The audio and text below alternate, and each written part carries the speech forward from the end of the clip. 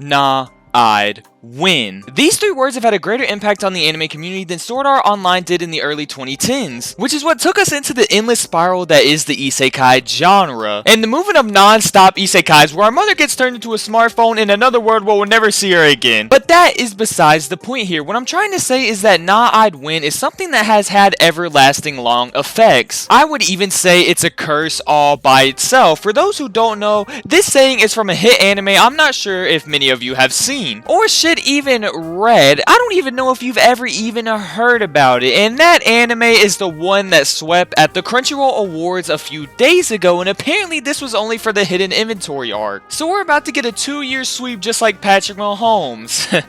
This will make more sense later on, trust me. Now, let's get serious. This saying was said actually a really long time ago, which was brought to my realization from my friend who was like, hey, dumbass, looked, and showed me the panels next to each other, and I was like, oh, this is from the manga of JJK, so it's very much in spoiler territory, and the meme doesn't really spoil too much, honestly, but the amount of effects this meme has had on major events is honestly really fucking crazy. Like I said before, this has had effect on everything from sporting events to real life shit. To get the full context, I must jump into spoiler territory, so I will put a timestamp for when I'm done spoiling the endgame of Jujutsu Kaisen. I'll give you time now. Anywho's, now that the non-manga readers have left, let's explain this whole affair. As you know, Gojo was sealed away, and in the current point of the manga, Gojo is finally freed from his prison chamber, where he has gotten no hentai and no Final Fantasy VII Rebirth. I know, truly a fucking horrible, unhumane experience. But before Gojo enjoys all of these things, he goes and finds his long lost love Geto, telling him, Geto-chan, well not really Geto-chan, I will rip your cock out and kill you. But before he does in Geto's fake ass life,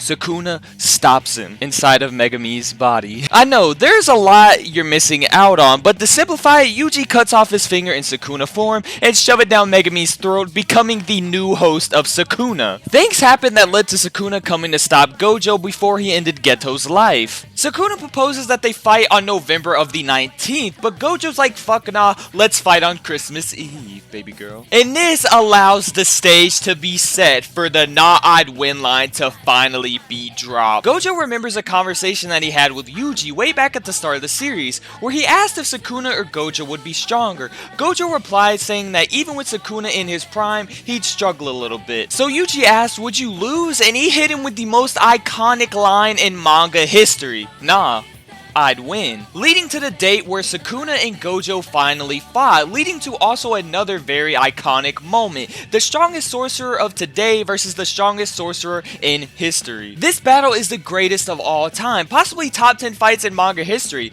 but this all leads to the moment where Gojo fucking dies and loses.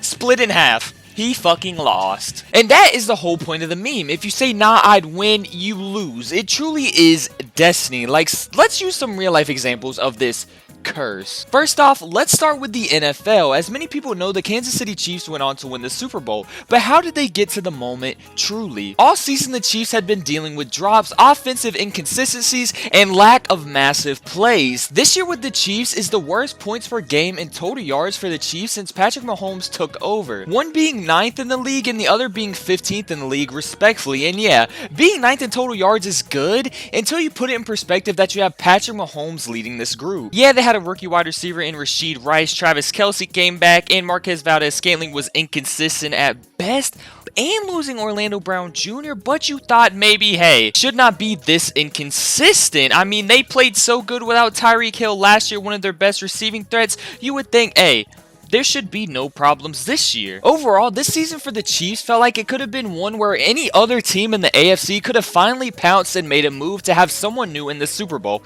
But nah, they didn't win. See what I did there? The Chiefs first started off their playoff race with the Miami Dolphins, who on paper you could have seen them beat the Chiefs. The Dolphins, who had skidded off near the end of the season, like badly, due to their defensive injuries and also being super fucking cold with a Miami team? But there was still a chance they could have beat the Chiefs. But most people went with the Chiefs winning anyway, but that's when the curse really started to get momentum. There was no nah I'd win shenanigans going on in the Miami game, just it was super fucking cold.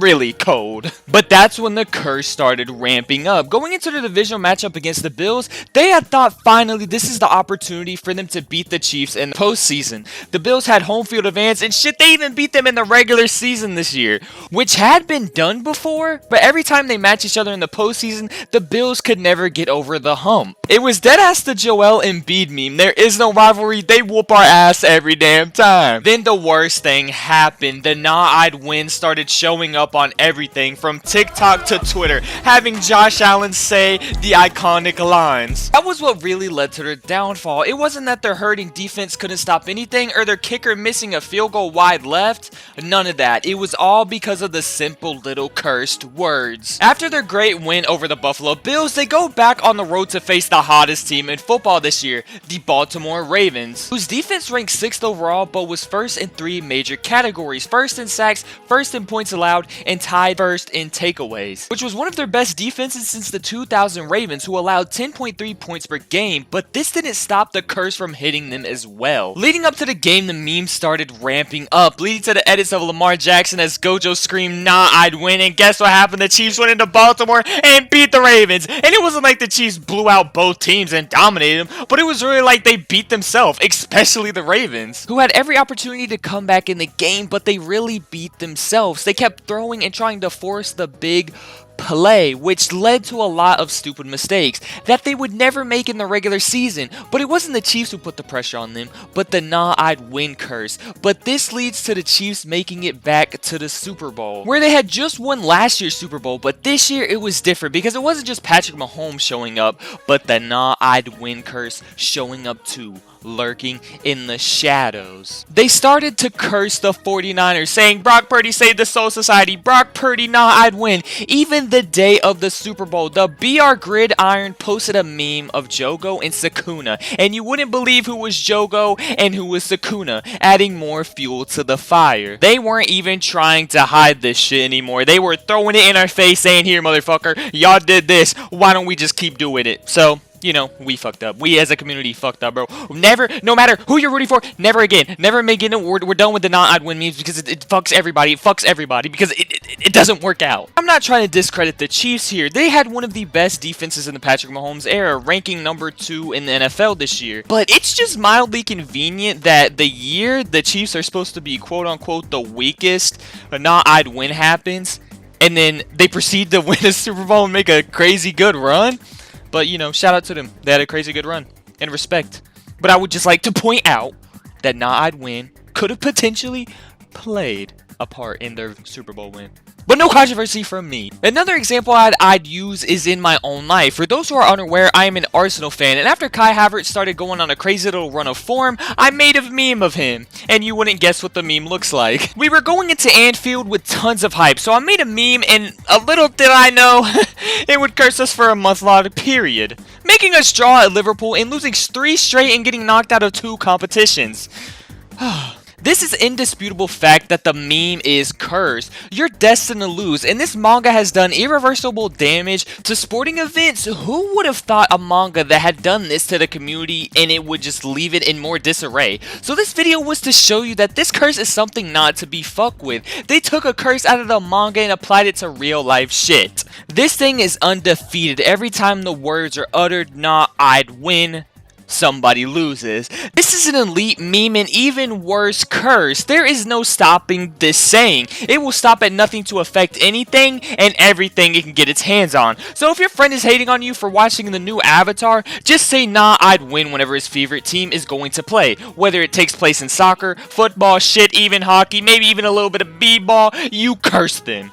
So this is your only choice you can really make in this moment. Considering that JJK is almost over, I think it's time for you to catch up to JJK. I can only explain this meme so much, but at the end of the day, you must experience the epicness from the manga to the anime adaptation of this meme. While it will take years to transition into anime, go ahead and catch up to the manga. It will be very well worth your time. You may even find characters to like just for them to get killed on screen and rip your heart out. One more time. Shout out Nobro, sorry.